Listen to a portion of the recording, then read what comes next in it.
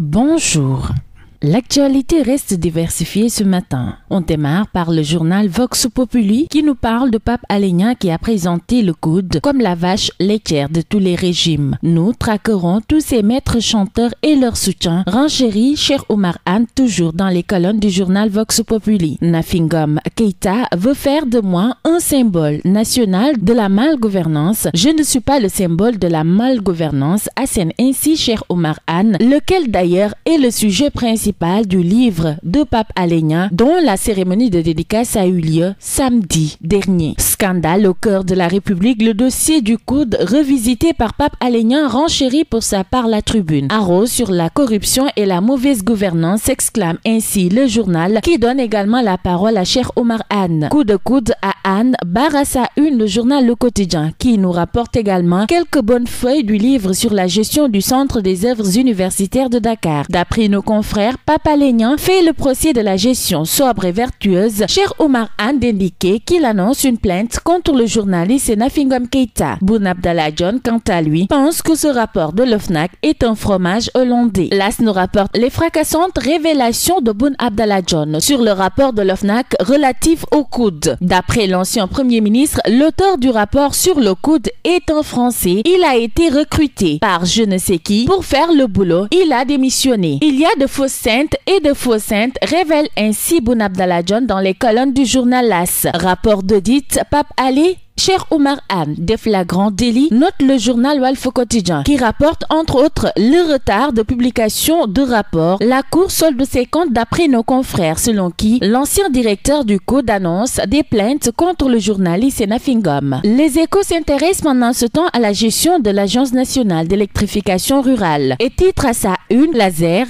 vache à lait des différents DG. D'après nos confrères, des marchés de centaines de millions donnés sur la base de simples bonus ou lettres de commande, des villages non électrifiés répertoriés comme électrifiés, des dons et subventions en veux-tu voilà, des primes de mariage, de décès et des étrennes versées au personnel. Le journal rapporte par ailleurs que le PCA Mademba Sok a rémunéré 4 millions par mois en toute illégalité. Le scandale Mina de Pape Ali Gueye, cité également par nos confrères du journal Les Échos, qui reviennent également sur la scandaleuse gestion de Lansana Gagny Sakho à l'Office des forages ruraux. Les as de la Cour des comptes sont à retrouver également dans Sud Quotidien, qui fait le focus ce matin sur la malgouvernance des institutions publiques entre 2015, 2016 et 2017. Le journal de revenir entre autres sur les institutions épinglées par la Cour des comptes. Et Moustapha Diop, pendant ce temps, lui, défie les magistrats dans les colonnes du journal Enquête, relatif justement au rapport de la Cour des comptes. Le journal renseigne qu'en 2015, il a refusé que le FNPE, sous tutelle de son département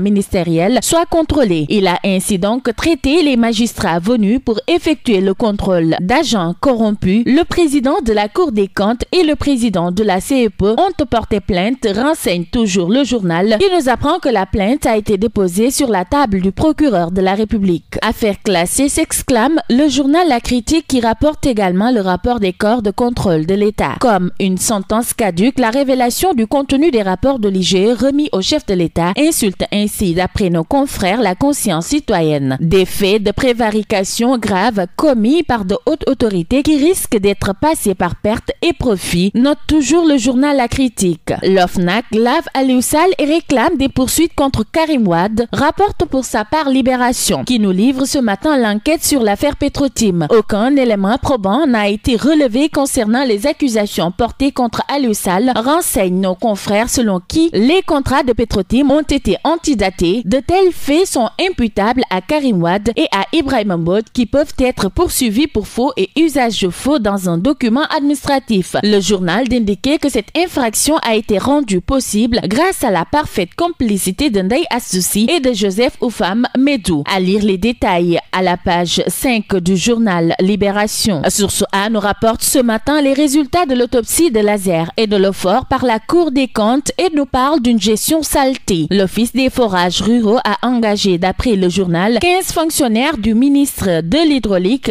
qui ont cumulé pendant longtemps 2 salaires. Le journal Source A revient également sur cette dizaine d'étudiants sénégalais en Chine qui débarquent à Dakar, qui sont, d'après nos confrères, les fugitifs du coronavirus. Dans l'Observateur, l'on nous livre ce matin l'enquête sur l'association pro-LGBT. La vie cachée des homos à Dakar est à lire dans l'Observateur de ce matin. Le journal donne la parole au Dr D, médecin des LGBT depuis 19 ans. Ce dernier de révéler dans les colonnes du journal du groupe Futur Média que 80% des homosexuels sénégalais sont bisexuels. Ils ont femmes et enfants. J'ai participé à une dizaine de mariages homosexuels. De grandes personnalités sénégalaises sont dans la communauté, confie ainsi ce dernier dans les colonnes de ce journal. Sport pour terminer avec le journal Record qui donne la parole ce matin à Boy Niang 2. Aucune fixation sur Balla Gaye 2 révèle ainsi le lutteur de Pikine, selon qui son combat contre Balla est une demande sociale. À vos journaux et bonne lecture à tous.